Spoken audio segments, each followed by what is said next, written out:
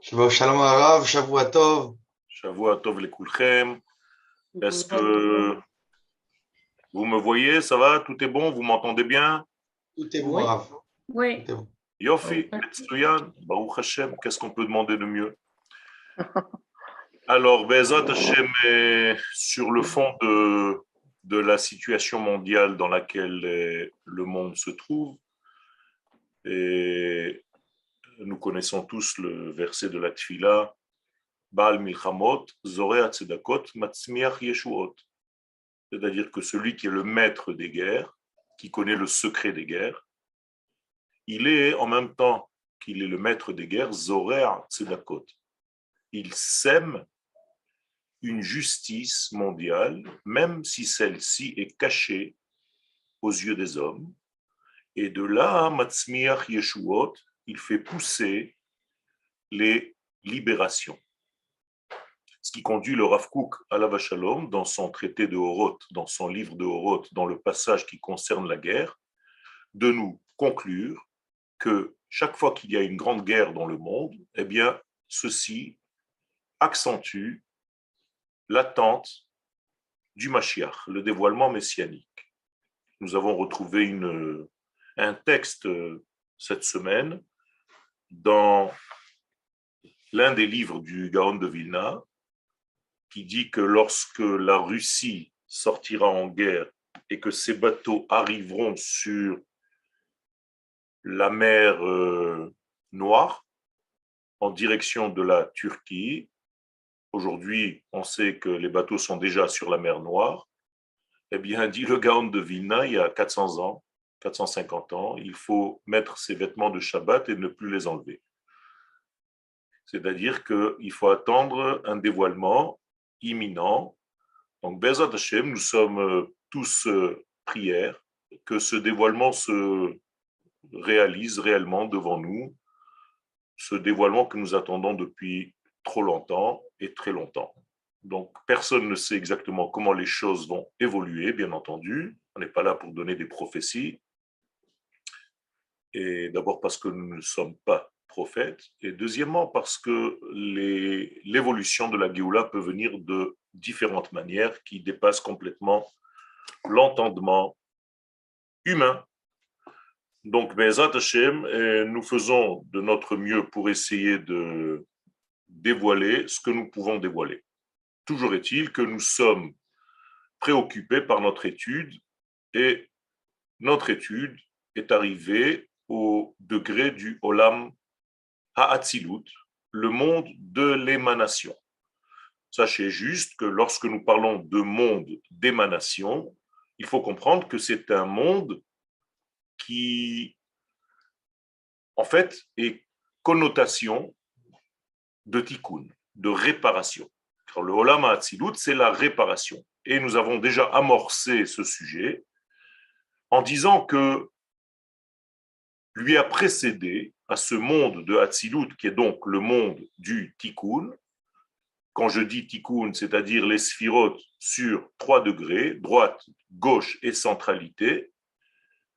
Bien entendu, c'est au niveau du dessin, mais au niveau du concept, cela veut dire que je prends en compte les sphirotes qui sont à ma droite, les sphirotes qui sont à ma gauche, les sphirotes de la centralité, et que j'avance, que j'évolue, que je fais circuler en fait le flux de l'infini dans le monde fini.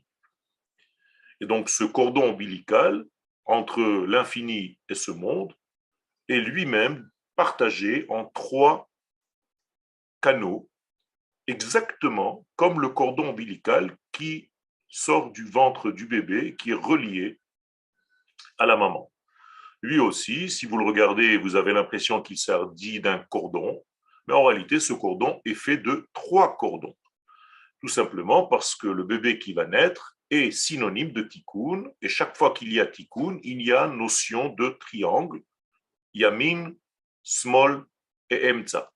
Donc chaque fois que nous sommes face à un tikkun, c'est toujours gimel kavim. Et cette notion de gimel kavim va se répéter dans tout le langage des kabbalistes. Dès qu'on vous dit sod gimel kavim, c'est le secret des 3 traits. Sachez que nous sommes en train de parler d'un tikkun. de l'étape en question, du degré en question dans lequel nous sommes. Et donc le monde, nous avons expliqué qu'il est lui-même dans sa source, c'est-à-dire dans les sphirotes. Les 10 sphirotes sont divisés en 3 parties, Keter, Chochma, Bina, Kachab, Chagat, Chesed, Gvura, Tiferet, et Netzach, Hod, Yesod et Malchut. Ce qui veut dire que la mise en place n'est pas seulement droite, gauche et centralité, mais elle est haut, bas et centralité. Et chaque élément, chaque triangle est un triangle. C'est-à-dire Keter, Chochma, Bina, vous voyez, ce sont 3 sphirotes. Donc Keter, Chochma, Bina, droite, gauche et centralité. Chochma, c'est à droite, Bina à gauche, Keter au centre. Après, Chesed, Gvura, Tiferet, la même chose. Un nouveau triangle. Le Chesed à droite, la Gvura à gauche, la centralité, Tiferet. Et après, encore un triangle. Netzach, Hod, Yesod. Netzach à droite, Hod à gauche, Yesod au milieu. Et Malchut, qui est le dernier cli, c'est pour ça qu'il est seul. Donc vous avez 3, 3, 3, 1. Et finalement, ce 1 contient le tout. Donc la Malchut, vous voyez sa lettre, la lettre même, qui correspond en fait au nom d'Hachem dévoilé dans ce monde. Car si vous savez écrire en hébreu, le même que vous voyez ici s'écrit de la façon dont je vais l'écrire là. Vous voyez que le même, c'est un kaf et un vav. Seulement, quand je relis le kaf et le vav, j'obtiens un même. D'accord? Donc, c'est tellement collé qu'on ne le voit pas. Mais en fait, c'est un kaf-vav. Coller le vav au même, vous avez kaf-vav étant 20 plus 6, 26, c'est le nom de Dieu. Donc, le même, c'est le nom de Dieu, mais avec une ouverture en bas, qui est comme la matrice de la femme qui fait naître le bébé.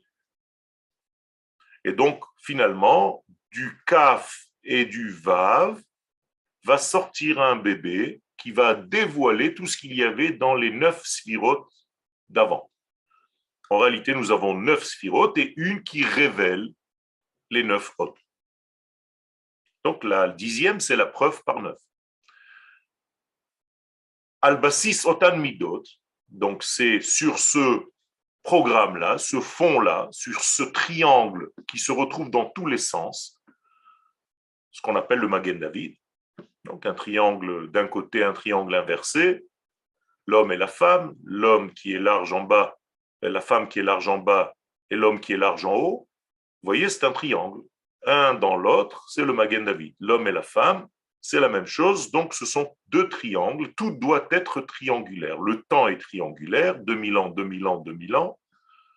Le peuple d'Israël est triangulaire. Kohanim, Léviim, Israël. La Torah est triangulaire. Torah, Neviim, Ktuvim. Le jour est triangulaire. Shacharit, Mincha, Arvit. Qu'est-ce que vous voulez encore? Tout est triangulaire. Tout sans arrêt. Le minimum pour monter à la Torah, c'est 3. Le 3e fils qu'il a donné par lui, la Torah, c'est Moshe. Donc, il est avant.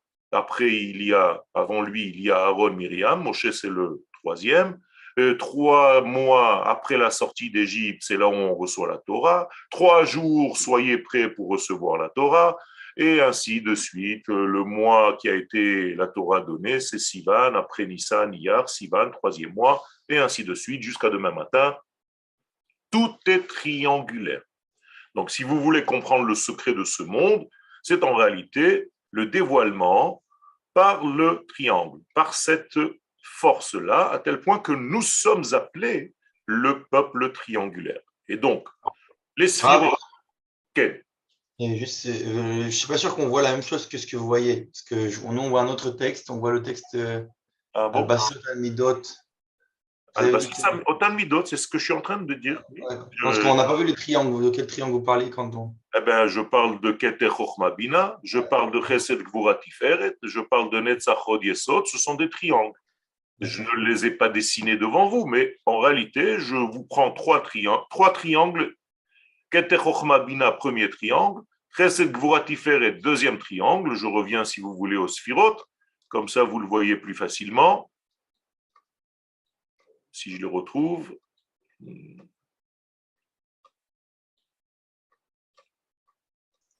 Sinon, c'est pas grave, c'est pas grave. Voilà. Voilà vous voyez, ici, il y a Keter Chochma Bina. Le Keter est plus haut que la Chochma et la Bina. Je l'ai juste mis en bas, mais il est plus haut. Keter Chochma Bina, c'est un triangle. Vous voyez ce triangle? Après, il sera reflété par un deuxième triangle. Le voilà, deuxième triangle. Chesed Gvura Tiferet. Vous voyez le triangle? Et après, il sera révélé par un troisième triangle. C'est toujours, on descend et on grossit en fait. On devient de plus en plus matériel, c'est-à-dire que la lumière se cache de plus en plus, parce que le but, c'est d'arriver à la matière, c'est pas de rester dans l'esprit. Et donc, à chaque fois, le triangle devient de plus en plus épais. Qu'est-ce que cela veut dire? Ça veut dire que les lumières, en fait, pures, quittent ce programme pour laisser les lumières un petit peu plus épaisses rester dans le programme. Et donc, c'est le passage de la lumière à un Keli. Comment est-ce que le Keli apparaît dans ce monde? Qu'est-ce que c'est l'apparition de la matière? Qu'est-ce que c'est que le Kelim? C'est en réalité que chaque fois que nous sommes arrivés à un degré, quel qu'il soit, eh bien la lumière raffinée monte à sa source et laisse une lumière plus grossière. Et donc cette lumière plus grossière, à force de devenir de plus en plus grossière, parce qu'à chaque fois il y a un élément de lumière pure qui la quitte, eh bien on passe ainsi graduellement de la lumière à l'ustensile, à l'apparition de la matière. Est-ce que vous comprenez? D'accord? Et finalement, après le troisième triangle, on arrive à la Malchut, qui s'appelle Yerushalayim, qui s'appelle tout ce que vous voulez, Knesset Israël, et ainsi de suite. Donc, je reviens à mon texte. J'espère que c'est clair ce que je viens de dire. Sinon, vous êtes invités tout le temps, sans aucune exception, à poser des questions, car c'est comme ça que nous avançons. Sinon, chas v'shalom, on saute des étapes et ce n'est pas mon but. Mon but, c'est que vous soyez dans le texte que nous sommes en train d'expliquer, mais avec la compréhension claire des choses. J'ai assez souffert de cours où on ne pouvait pas poser de questions pour ne pas le répéter à mes élèves. Chas v'shalom. Ken. Rav, bonjour. Bonjour. Par rapport à ce triangle, le premier triangle, c'est que la pointe vers le haut. Oui. Les deux autres, la pointe vers le bas. Tout à fait, parce qu'il y a en réalité. Et la malchut aussi.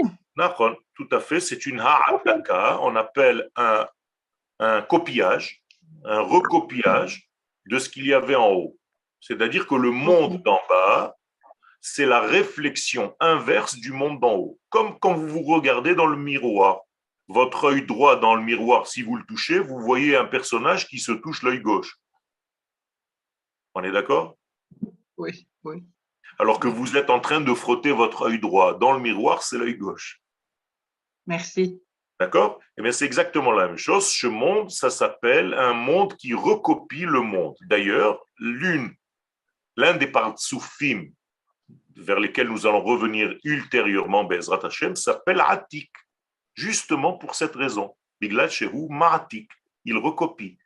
Il recopie les valeurs supérieures dans le monde intérieur. Donc on lui dit Atik, Atik, Bevakasha, copie, copie. Fais-nous voir en bas ce qu'il y a en haut.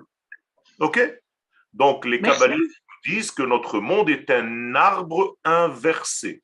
Et lorsque certains des grands d'Israël de toutes les générations dans la Gemara ont quitté ce monde momentanément, comme une mort clinique, eh bien, quand ils sont revenus à la vie, on leur a demandé « Qu'est-ce que tu as vu là-bas ?»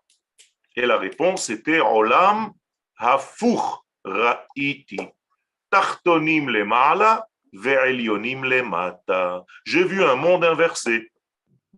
Les supérieurs étaient en bas et les inférieurs étaient en haut. Alors, bien entendu, on peut développer tout ce système. Et c'est pour ça qu'il faut se méfier que ceux que vous voyez comme supérieurs dans ce monde, ce n'est pas toujours les supérieurs. Dans un autre monde, ils peuvent être très bas. Alors que ceux que vous négligez dans ce monde et vous les pensez très bas, là-bas, peut-être ils sont très hauts. Donc faites attention à vos conclusions. Donc le monde se maintient grâce à ce triangle dans tous les sens. Vous comprenez qu'il y a ici un triangle dans tous les sens du terme. Et voilà notre système dans lequel nous nous sommes arrêtés la fois précédente. Il faut comprendre qu'avant l'apparition de ce monde donc triangulaire, ce monde de Tikkun, qu'on appelle Atzilut,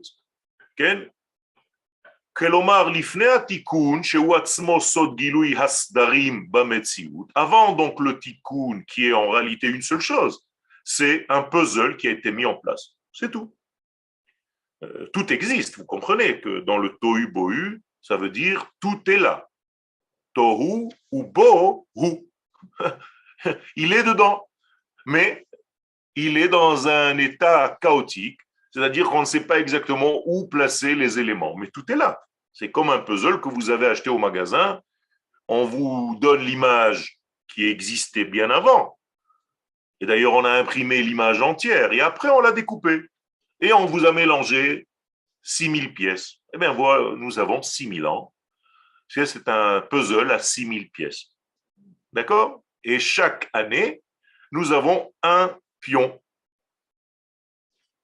Alors, les génies font le puzzle à l'envers, c'est-à-dire avec la face vers le bas. Et les moins génies, eh bien, ils font le puzzle simplement en posant les pièces les unes après les autres. Et il ne nous reste pas grand-chose, donc le puzzle devient de plus en plus facile. Parce qu'il nous reste quelques pièces et on sait exactement, selon les couleurs, selon l'ambiance, selon le dessin général, on sait exactement où les placer. Et donc, nous sommes dans ce puzzle et c'est pourquoi le monde du Tikkun n'est qu'une remise en place de tous ces éléments disparates que nous avions au départ, que nous avons cru qu'ils n'avaient aucun sens. Alors, bien entendu, les paresseux n'ont pas envie de s'occuper du puzzle, et ceux qui sont dans le puzzle, eh bien, il s'y a à faire pour le terminer. Rappelez-vous que le puzzle commence pour bien le faire intelligemment. Vous commencez par les côtés. Donc, vous prenez dans le puzzle tous les côtés qui sont plats. Vous savez que ce n'est pas au milieu. Donc, vous êtes en train de faire la misgueret. Donc, c'est ce qu'on appelle la Torah de l'étude extérieure. Et plus le puzzle se termine, plus on rentre dans la pnimiout. C'est ce que vous êtes en train d'étudier. Donc, vous voyez, tout est bon. L'exemple est simplement valable. Quelle était la question, s'il vous plaît? Oui, excusez-moi. Par rapport à Keter et Malchut, est-ce que Keter et Malchut, ce sont les Nekudot, c'est-à-dire les points, comme des rayons de soleil où le soleil et la lune, et que les autres séphirotes, je dirais, sont là pour exprimer toute cette dimension comme un renouvellement constant, et que par ces points-là, nous sommes dans le lien, dans la lignée. Je ne sais pas si je m'explique bien, mais c'est une image qui m'est venue comme ça. Alors, vous avez un petit peu compliqué les choses, mais d'une manière simple, nous avons un début qui contient le tout et une fin qui doit révéler le tout. Le début qui contient le tout, c'est Keter. La fin qui contient le tout, qui révèle le tout, c'est la Malchut. Donc, vous pouvez en fait faire un Tzimtzum, Keter Malchut. C'est tout. Et les sphères du milieu, ce sont les canaux de diffusion. D'accord? Alors, merci. donc, il faut savoir qu'avant donc cette mise en place du Seder, donc à Kadosh Baruch Hu, en fait, à chaque fois que nous étudions la Torah, que nous faisons des mitzvot, qu'est-ce que nous faisons? Nous faisons pénétrer dans ce monde de l'ordre. En fait, votre étude de Torah, c'est de l'ordre dans votre vie. Sachez-le. Ce n'est pas juste un acquis d'information. C'est de l'ordre dans votre vie. C'est de l'eau, de la lumière mise en place. Ordonnée. Ordonnée. D'accord? Donc, on vous donne de la lumière. Ordonnée. Et ça vous met en place toutes les structures. vous savez ce qui est intéressant, ce qui est moins intéressant, ce qui est primordial, ce qui est au second et au troisième degré. Donc, avant ce degré-là de Tikkun, nous avons parlé, vous vous rappelez, Kadam Olam HaNekudim, le monde des points. Rappelez-vous, ce monde où Olam HaNekudim et Tzayen Madriga Shel Ribouy Nekudot Inyan, il y avait plein de sujets, apparemment tous intéressants, ce qu'on appelle des Nekudot Inyan, des points à développer dans notre vie. Le problème, c'est She'en Benehem Havana Shel Tzorech Hashlama. Il n'y avait pas de prise de conscience entre tous ces points, que chaque point manquait de quelque chose que l'autre point avait. Le problème, c'est qu'il ne voyait pas d'autres points. Pourquoi? Parce qu'à son étage, il était tout seul. Et comme dans un immeuble, quand vous regardez par la fenêtre, vous avez l'impression que vous êtes seul. Et il n'y a ni à droite ni à gauche. Il n'y a rien, il n'y a personne. S'il n'y a pas un immeuble en face de vous, vous avez l'impression que vous êtes le roi du monde. Vous avez oublié qu'à droite, il y a encore des appartements, à gauche, il y a encore des appartements, en haut, il y en a d'autres et en bas, il y en a d'autres. Eh bien, ça manquait au niveau de cette prise de conscience. Et donc, personne ne se disait, moi, je manque de quelque chose, moi, je manque de rien, grâce à Dieu, je suis bien comme je suis. Vous connaissez des personnes qui disent ça? Grâce à Dieu, je suis très bien comme ça, n'essaye pas de me rajouter quoi que ce soit, je n'ai pas besoin d'étudier, je n'ai pas besoin de machin, personne n'a rien à m'apprendre. Ça, c'est ce qu'on appelle la destruction de l'être. Chas v'shalom. Donc, Chazal meta'ari metamatzav sham ke shekol achat min hanekudot omeret kivyachol ana emloch. Alors, elle ne parlait pas en arabe, ne vous inquiétez pas, c'est de l'araméen. Donc, chaque point disait « Ana emloch », moi je suis le roi, c'est moi le roi. Et parce que je ne vois personne, ni à droite, ni à gauche, ani lo roe otra mi meter, comme l'expression hébraïque, je ne te vois pas, même pas à 1 mètre. Je ne vois que moi. Le bout de mon nez, ça me suffit. Kol nekuda, donc en réalité, c'est un état d'esprit qui ne s'adresse qu'à elle-même parce qu'il n'y a aucune existence pour elle, si ce n'est qu'elle-même. Comme si elle était parfaite, complète. C'est en réalité comme la venue du Mashiach, où il n'y a plus rien à compléter, tout est là complet, on est tranquille. Rappelez-vous que c'était, je vous rappelle, la situation chez les Sodomites. Sodome et Gomorre, c'était ça.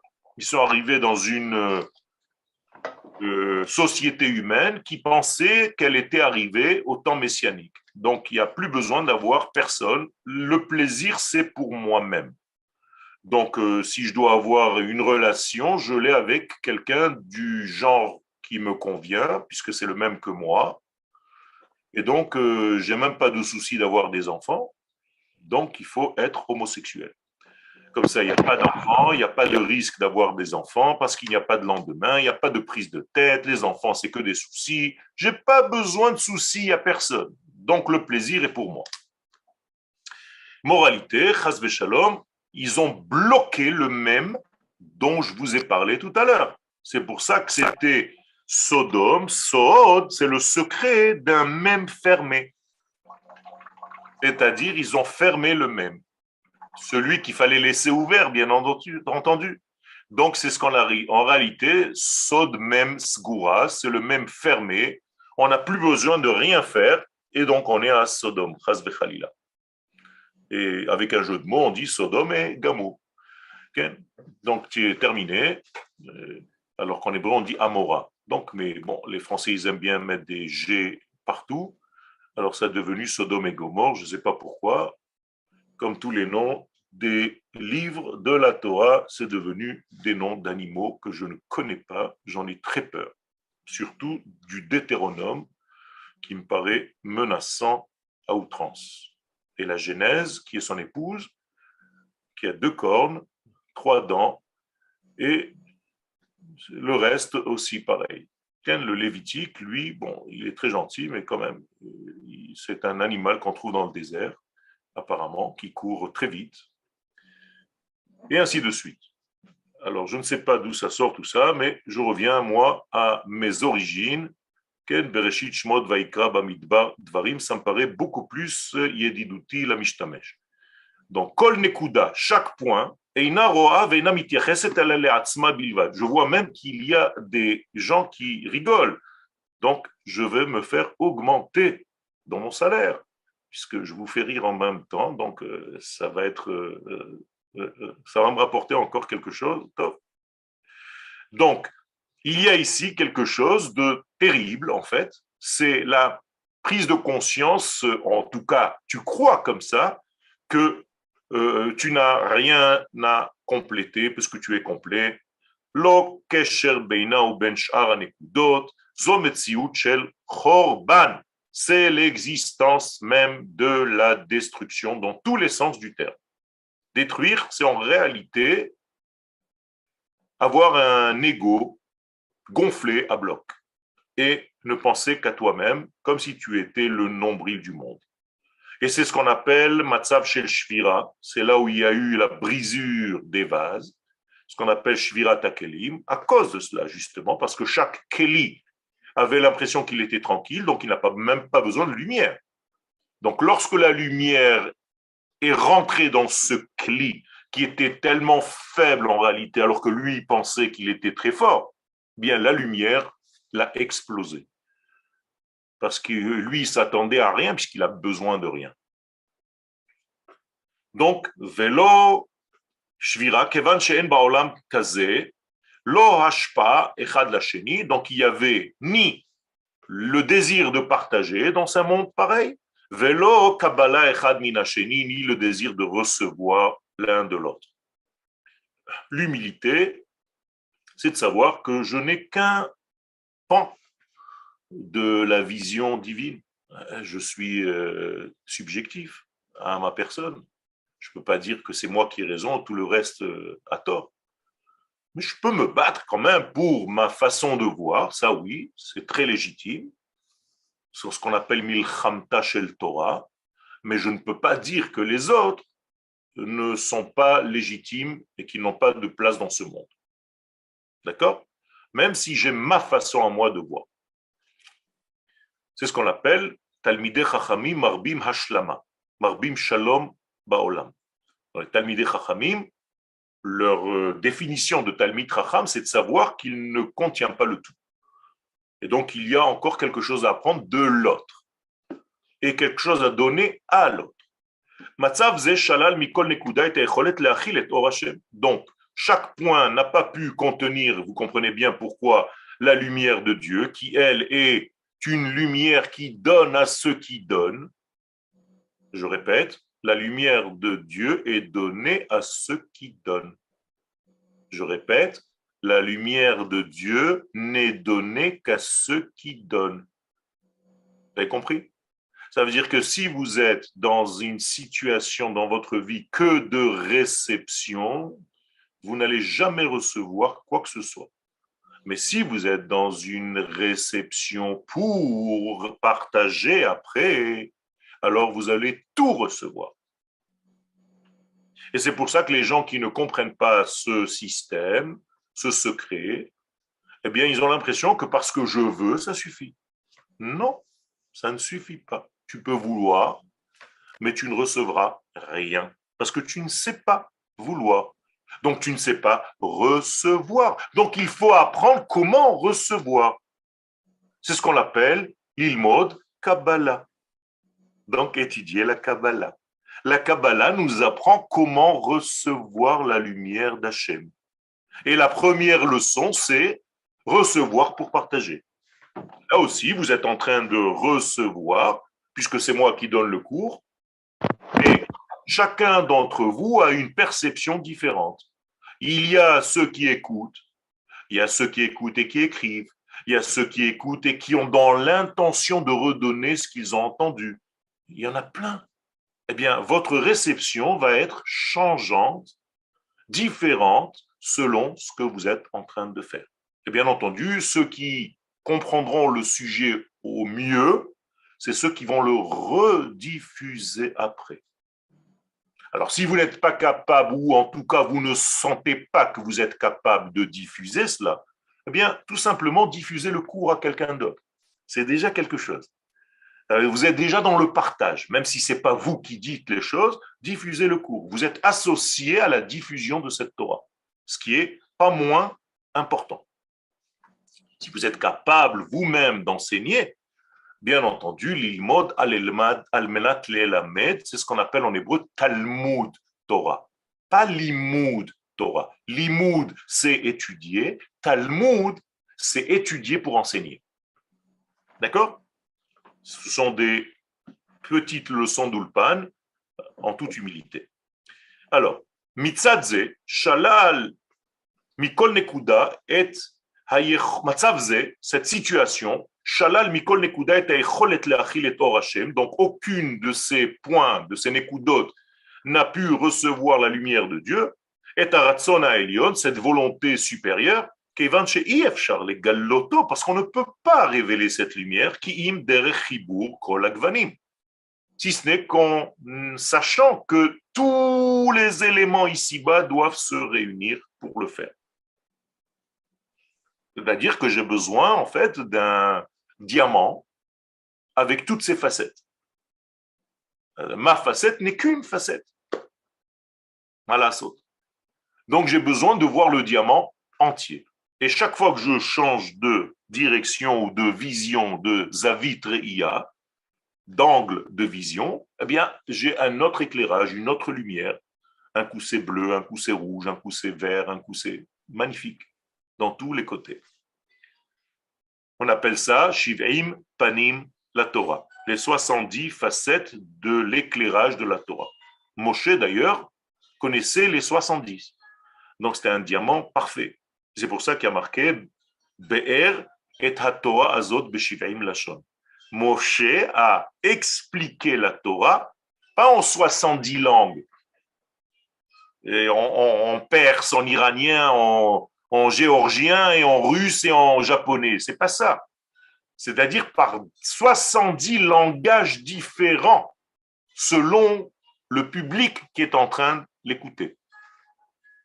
C'est-à-dire que si je suis capable de faire passer le cours que je suis en train de vous donner maintenant, à vous, à des enfants au GAN, alors là, c'est déjà quelque chose de très important. Et je devrais être capable de le faire. Tout simplement, les mêmes données, la même pensée, mais un langage différent. Et au GAN, ça va donner autre chose. Yeladim Hamoudim, chacun a besoin de l'autre. Vous vous complétez. Regardez, lui, il a une kippa bleue. Et toi, tu n'as même pas de kippa parce que tu es une fille. Et l'autre, il a une kippa à carreaux. Alors, qu'est-ce qu'on fait? Tu as besoin de lui parce que tu n'es pas le même que lui. Imaginez-vous, on enseigne aux enfants dès leur premier âge au GAN cette notion d'être une unité, de voir quelque chose de l'ensemble. Ça change complètement l'être et vous allez grandir différent. Donc, finalement, cette situation-là ne peut pas dévoiler la lumière comme il faut parce qu'il faut un chibour de toutes les nuances, de tous les gvanim. Donc cette séparation de tous les points a conduit naturellement, automatiquement à la brisure des kelim. Il y a brisure des kelim, donc maintenant il n'y a plus aucun kli pour recevoir la lumière. Je rappelle, le but même de toute la création du monde, c'est de former des kelim qui soient capables de recevoir la lumière de l'infini. Mais si y a Shvirat HaKelim, alors qu'est-ce qu'on est? On est caramel. On a tout raté. Donc, en fait, qu'est-ce qu'on nous demande dans notre vie? D'être des kelim de réception de cette lumière infinie. Zehu. Et pour être des kelim, qu'est-ce que c'est la définition d'un kli? Bien, ce sont des mesures. Parce que ce kli, il a des mesures. Il a une profondeur, il a une hauteur, il a une largeur, il a une circonférence. Ça s'appelle midot. Donc, le tikkun des kelim, c'est ce qu'on appelle en hébreu tikkun ha-midot.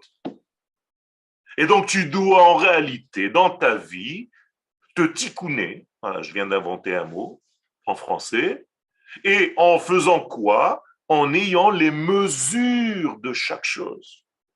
Vous savez qu'aujourd'hui, pour être un grand chef cuisinier, avec 4 étoiles, 3 étoiles chez Michelin, qu'est-ce qui fait la différence? Eh bien, c'est la mesure des choses. L'un connaît toutes les mesures. Parce que si tu mets un tout petit peu plus d'eau, c'est fini, tu as un liquide alors que tu devais avoir une pâte. Et il y a une température juste. Donc tu dois mettre un thermomètre à l'intérieur de ta casserole. L'autre, il fait tout à la babla, ça s'appelle. Comme ça lui sort. Okay? Comme quand on demandait aux vieilles cuisinières, grâce à Dieu, qui faisaient bien manger, mais elles ne savaient pas les mesures. Tu lui dis, mais combien tu mets du sel? Tu dis, ben tu vois. Tu vois. Comme ça. Ben, la grande cuisine exige des midot. La même chose dans la Torah. Quel? Rav, il y a Yehudit qui pose sur le chat la question, est-ce qu'on peut partager vos cours de Kabbale sur Facebook? Bevadaï, c'est pas qu'on peut, on doit. On doit, Moraï Verabotaï, c'est ce que je n'arrête pas de vous dire. D'ailleurs, si je faisais comme mon Rav, j'avais pas envie d'être un petit peu dur comme lui, parce que mon Rav Scheinberger, Shlita, qui est vivant, le grand kabbaliste duquel j'ai reçu ma haskama d'enseignement de la Kabbalah, chez le Rav du Oraganouz, lui interdisait qu'on rentre dans le cours si on n'enseignait pas. Vous voulez que je fasse la même chose? C'est pas évident. Hein. Alors je me suis tu, mais bien entendu, au moins partagez-le, bien entendu. Bevadaï. Alors j'ai répondu à la question. Ok, donc finalement, on doit construire nos kelim, donc retrouver nos midot, être comme un cuisinier de folie pour avoir les vrais midot de chaque chose, la température adéquate, tout. Même Akadosh Baruch Hu, lui-même, le premier, il nous donne cet exemple. Imaginez-vous le lait de la maman qui donne au bébé. Vous savez que le lait doit sortir avec une quantité extrêmement précise, avec une température extrêmement précise. Le sein gauche n'a pas le même goût que le lait qui sort du sein droit. Vous savez ça? Et donc, il faut savoir par quel sein commencer à donner à boire au bébé. C'est tout un art, Rabotai, nous dit le Harizal. Il faut que le bébé finisse par un lait qui soit doux. Donc, il faut commencer par un lait qui est un tout petit peu plus vinaigré. Et donc, le lait ne sort pas des deux seins la même chose. Alors que du sein, béni soit-il, oui. Ce sont des jeux de mots, ne vous inquiétez pas. ובכל זאת, מדובר בשלב הכרחי בתהליך השתכללות רעיון בריאת העולם. Après avoir tout cassé dans votre cerveau, je suis en train de vous dire, et je conclus par une phrase qui va tout remettre en question, et malgré tout, il s'agit d'une étape obligatoire dans le processus de l'arrangement de la création du monde. Ça veut dire que Shvirat HaKelim était voulu, nécessaire, important. Il faut que tu te casses pour te reconstruire. Et il faut comprendre pourquoi. C'est incroyable. Mais c'est comme ça que ça marche. D'ailleurs, les Chachamim nous disent En Adam omed al divrei Torah, ela imken nechshal bahem. Tu ne pourras jamais comprendre quelque chose réellement dans la Torah si tu ne t'es pas cassé la figure, pour ne pas dire autre chose, dans cette étude. Une autre expression de nos sages, Sheva yipol tzadik vekam. Un tzadik doit tomber 7 fois. 7 fois, c'est l'infini dans ce monde. C'est-à-dire une multitude de fois pour se relever. Et sans avoir cette chute, bien, tu ne peux pas apprendre de tes erreurs, tu ne peux pas évoluer réellement. Et chaque chute, en réalité, va te pousser dans la l'étape précédente à quelque chose de beaucoup plus grand. Tu vas monter de niveau, tu ne seras plus le même. Donc, on ne va pas chercher les chutes, on ne va pas chercher les shvirot, on ne va pas chercher à se casser la figure exprès. Ne vous inquiétez pas, ça vient tout seul dans le monde. Ne faites pas d'efforts. Mais à chaque fois qu'on s'est cassé la eh bien, il faut remonter et devenir plus fort pour la prochaine fois. C'est-à-dire que maintenant, tu sais où sont les pièges. Donc, tu dois apprendre. Et donc, Akadosh Baruch Hu nous avertit, nous dit, attention, je vais vous amener dans un monde. Petite parenthèse, il n'y a personne encore dans le monde. Attention, hein, on est à la base même de la création du monde.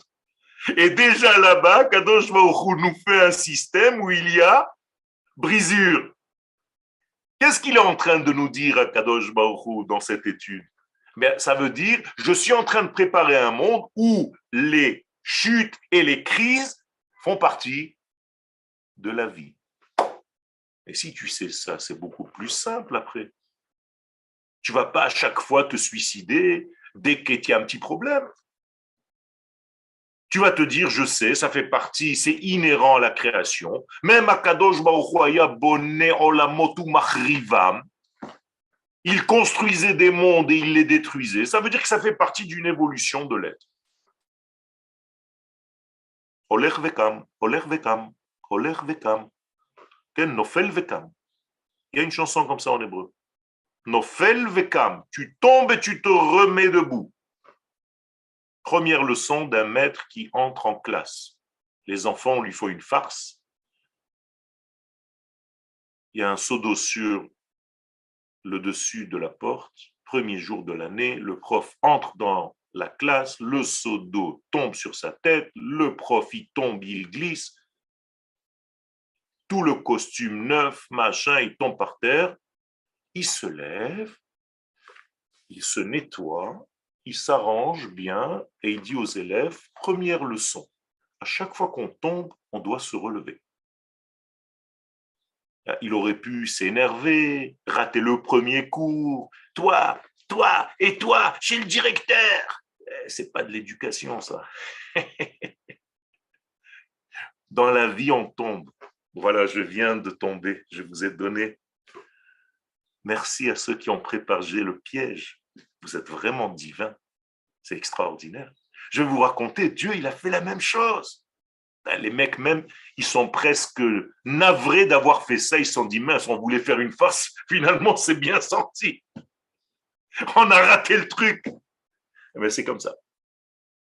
Donc, c'est un shlav echeri. Alors, on va faire pendant ces 4 minutes qui nous restent. Pourquoi? C'est un shlav echeri.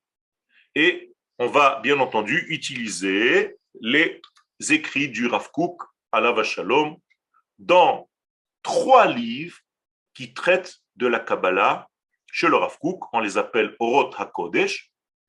Cette fois-ci, j'ai pris le 2e volume à la page 456. Et le Rav Kook va parler donc de ce phénomène inhérent à la vie, c'est-à-dire la brisure obligatoire dans le processus de construction de l'être. Ok? Il y a 2 manières de voir le monde. C'est la première, de voir les choses comme une seule entité, ou bien voir les choses comme un ensemble de détails, donc une séparation de tout. C'est-à-dire qu'en fait, le Rav Kook nous dit il y a 2 manières de voir le monde. Voilà, vendredi qui vient de passer là, il y a un élève qui me demande de lui faire une vingtaine de petits dessins pour faire une animation dans un travail sur ordinateur. Ok, donc il avait besoin que je lui fasse des dessins. Alors je lui ai demandé, est-ce que tu peux m'expliquer de quoi il s'agit? Quel est le thème sur lequel tu travailles? Ben, s'il était incapable de me raconter le truc. Et Shabbat, il était en train de rentrer, c'était juste un peu avant Shabbat, et je lui dis, mais tu peux m'expliquer le thème général? Et il commence à me rentrer dans les détails. Je veux raconter l'histoire d'un type qui a fait comme ça, mais finalement il est tombé parce que l'autre il voulait pas étudier de lui, donc il y a donné le dos, il est parti. Je lui dis, attends, je comprends rien du tout, tu es en train de me raconter l'histoire. Je te demande le thème, dis-moi le thème. Deux mots, un mot, deux mots. C'est comme les gens qui sortent d'un film, tu leur demandes de raconter le film, ils te racontent tous les détails du film, mais j'en ai rien à faire, moi, de tous les détails. Je veux le sujet. Bono shel olam, tu sais pas me faire un sikoum? Eh bien, ça veut dire qu'il y a deux manières de gens qui voient le monde. Il y a des gens qui n'arrivent pas à comprendre l'idée générale et qui, en réalité, toute leur vie, c'est un ensemble de situations. Alors aujourd'hui, j'ai allumé la télé, il y a la guerre en Ukraine. Tu t'éloignes un petit peu pour voir l'ensemble? Non, il y a la guerre en Ukraine. Ils vont rentrer aujourd'hui, cet après-midi, peut-être les soldats vont rentrer. Pour l'instant, il y a la guérilla, donc ils n'arrivent pas à rentrer comme il faut. Donc les Russes se sont un petit peu coincés. Qu'est-ce qui se passe en grand? Tu sais pas? Bien, la Russie, elle a un petit peu perdu son aura. Donc elle a envie d'être, elle aussi, un grand acteur dans l'histoire, comme l'Amérique. Alors, Raspoutine, son petit-fils, son arrière-petit-fils, Poutine, eh ben, il va demander, lui aussi, à redorer son blason. Ah bon, c'est ça l'histoire. Moi, je croyais qu'il voulait une ville en plus. Qu'est-ce qu'il a besoin d'une ville en plus? Il a déjà la moitié du monde. C'est des pays énormes. Mais si tu ne comprends pas l'histoire, tu ne peux rien comprendre. Alors, je vous avertis, tout va se terminer en Israël. On ne sait pas comment, mais d'ici quelques jours, on va comprendre que Israël est au milieu de l'histoire, on ne sait pas pourquoi. Ils ont déjà demandé, Arabe, ils ont déjà demandé. Pourquoi? Mais vous savez pourquoi? Je vais vous dire, parce que quand il y a un court-circuit dans la maison et que vous avez une ampoule qui s'éteint, vous allez au compteur. Et Eretz Israël, c'est le compteur. C'est tout. C'est le shalter. Donc, à chaque fois que tu as un petit fusible qui a sauté, tu vas chez Israël, le compteur. La semaine prochaine, Be'ezrat Hashem, dans notre prochain cours, je vais développer en fait qu'est-ce que c'est que ces deux façons de voir la vie pour que vous compreniez qu'en réalité, bien entendu, la Torah nous donne la priorité à l'une d'entre elles. Vous comprenez déjà laquelle? C'est la vision ardoutique et non pas la vision fractale. Et c'est pour ça que dans la fête de Purim, Rosh Chodesh, c'est déjà jeudi, vendredi, donc dans 15 jours, quelques plus, 20 jours, eh bien, il y a une klippa. La klippa, c'est Meforad ou Mefozar ben ha'amim. Yeshno am echad, aval ou Meforad ou Mefozar. Mefuzar ou Meforad. C'est-à-dire que Aman, il nous donne la clé. Il nous dit, Yeshno am. Qui c'est ce am? Eh bien, on ne sait pas, il est echad. Ça n'existe pas. Mais on a de la chance. Il est Mefuzar ou Meforad. Il est éparpillé parmi les nations. Donc, on peut maintenant l'attaquer. Mais s'il était Am Echad, Be'eretz Achat, Be'koach Echad, mais personne ne pourrait sur lui. Suite au prochain épisode. Toda Rabba. Amen. Excusez-moi, Je peux poser une question. Oui, Je peux poser une question très tangible. Quelquefois, vous employez le mot Nekoudot et quelquefois Nekoudim. Alors, je suis perdue. Ne vous perdez pas, c'est une catastrophe pour moi si vous êtes perdu. Je vous rattrape. C'est pas facile d'avoir votre intelligence. Hein. Moi, je shalom, c'est merveilleux, mais je souffre. Shalom. Vous avez votre intelligence à vous. Nekudot et Nekudim, c'est tout simplement Zachar et Nekeva. En Ah, français, d'accord. c'est Nekudim et Nekudot. Donc en réalité, ça existe aussi en hébreu, Nekudim et Nekudot. Le problème, c'est que c'est une fois comme ça, une fois comme ça. Ça veut dire que le mâle et la femelle dans ce monde ne se retrouvent jamais. Et c'est ça le problème de ce monde. Tout est là dans le Ça veut problème. dire que l'un, c'est un point féminin et l'autre, c'est un point masculin. Donc, tu dis ou l'un ou l'autre, mais jamais les deux. Donc, c'est un problème. Ah, donc à la création du monde, on est bien d'accord, les points, c'est Nekudim. Nachon. C'est ça. Nekudim Quand et vient les Nekudot alors? Alors, Quand le viennent Nekudot, les c'est les Nekudot? Kelim des Nekudim. Ah, Nekudim, c'est la d'accord. pensée et Nekudot, d'accord. c'est le côté féminin qui révèle. Ok, merci beaucoup. Toda C'était Rabba. merveilleux. Merci infiniment.